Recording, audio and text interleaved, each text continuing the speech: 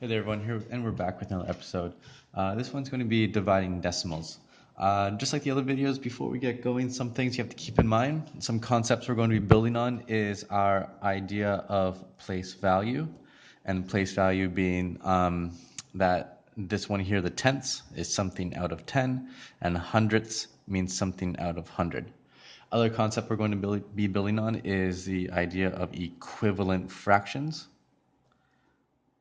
equivalent fractions.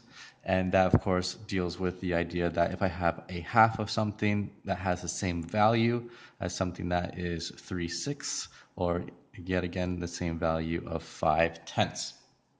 Okay, so let's just jump into it. Here, let's look at our first number. Something that you'll see in the homework this tonight is I have 2.6 divided by 0.4. Another way you can think about this is instead of 2 wholes and 6/10, we're just going to look at the final place value, and we're going to call this 26/10 divided by, same thing over here, instead of 0 wholes and 4/10, we're going to just call this 4/10. Once we have these ones here, we can translate this into my math language. And by doing so, I'm just going to say all of this is the same as 26/10 divided by 4/10. Now from here, when I'm dividing, because I'm dividing fractions, which originally were decimal, but changed into fractions, if I have common denominators, I don't need these anymore. And we talked about this in class. We thought of these as like counters. So remember, if I'm counting 26 cats and split them up into groups of 4 cats, I don't have to say cats, cats, cats, cats, cats every time. I just say 26 cats divided into 4, or 26 divide 4. So the same thing here. I have 26 tenths divided into groups of 4/10. I don't say tenths, tenths, tenths, tenths, tenths. I know I have the amount of these. So I have 26 divide 4. I'm just going to rewrite that. 26 divide 4. I'm going to translate this or transfer this into my fraction form. And I can see that both of these are even numbers, which mean they can be both divided by 2, which then I'm going to have 13 halves. And now I think, well, how many halves go into 13? I know that there's 6 halves, or 6 twos, which is the same as 12. And I have 1 left over, 1 out of 2. Now this one, because I don't have halves or anything like that, I only have tenths and hundredths, I'm going to scale this one up to 10 to do so times 5. In order to keep it an equivalent fraction, I have to times the top by 5. I'm going to get 6 wholes and 5/10, which translates back into 6.5, or 6 wholes and 5/10 down there. Okay. Now, what's going to happen if I say I have something that's uncommon denominator? Like this is one we had in class today, 4.8 divided by 0.25. Well, we go through the same motion, the same idea, same concept, the same theorem and patterns that we have over here. So this one I have the same as 48 tenths is going to be divided by 25 hundredths. And then I can translate this into my fraction form, which means 48 out of 10 divided by 25 out of 100.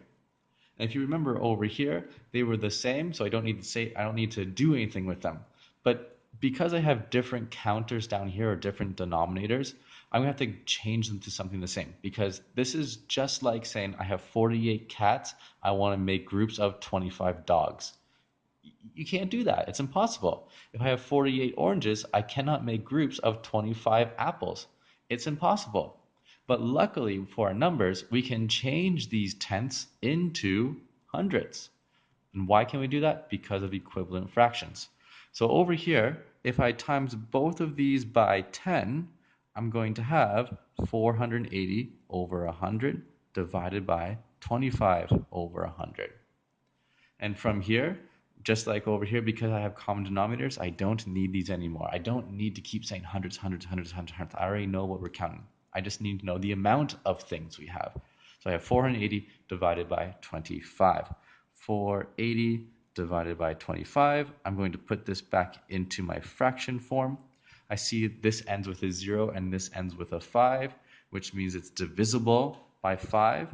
If I divide both of these by 5, divide by 5, let's see, 450 is 90 and then 36. So I have 96 divided by 5. Now, how many 5s go into 96? Well, I know 25 is 100, so one less 5, which is 19 5s, would be 5 less from 100, which is 95. So 19 5s is 95, which means I have one left over. And just like over here, if I have fifths, there's no fifths or anything like that. So I have to scale this up to tenths. I can do this by timesing 2, timesing 2.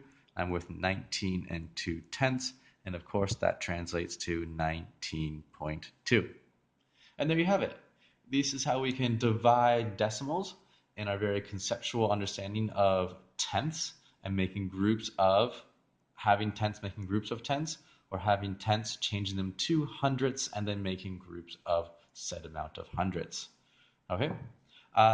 If you have any questions, let me know. I'll get back to you as soon as I can. Bye for now.